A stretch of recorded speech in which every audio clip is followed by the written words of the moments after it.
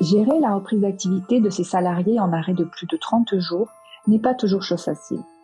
Afin de mieux comprendre quels sont les enjeux, les risques et les solutions à apporter, nous recevons le docteur Jean Olivet, médecin conseil de l'assurance maladie en Occitanie. Bonjour, docteur Olivet. Quels sont les enjeux pour les salariés comme pour les employeurs de préparer en amont le retour d'activité ? Eh bien, lorsqu'un salarié est en arrêt de travail de plus de 30 jours, d'une manière continue ou discontinue, il court le risque de diminuer progressivement ses chances de revenir dans l'emploi. Il faut donc penser aux conditions de retour à l'emploi dès la période initiale d'arrêt de travail. Les statistiques sont là pour nous le dire. Le risque de chômage et d'inactivité est augmenté de 50% à partir de 30 jours d'arrêt.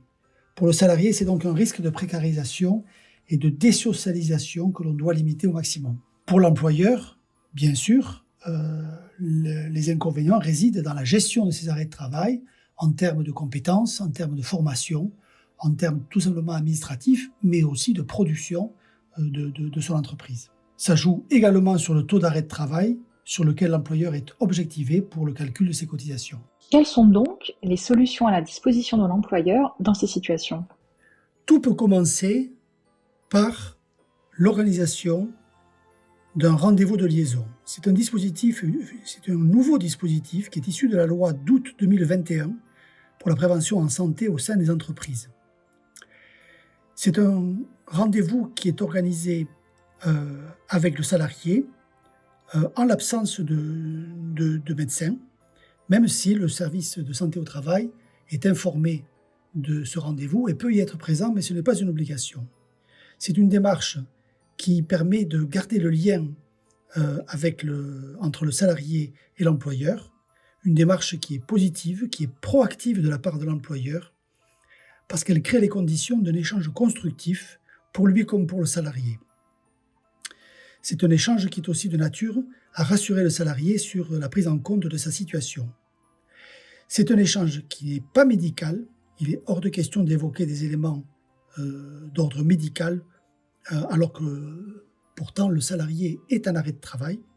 Il permet d'évoquer justement les éléments non médicaux susceptibles de gréver la santé ou de peser sur la santé du salarié. Ce peut être le poste de travail lui-même, l'organisation du travail, ou bien les relations interpersonnelles qu'il peut y avoir sur le lieu de travail. J'ajoute pour finir sur ce rendez-vous de liaison qu'il est, tout en étant prévu par la loi, il est absolument facultatif. Il n'est pas obligatoire qu'il ait lieu.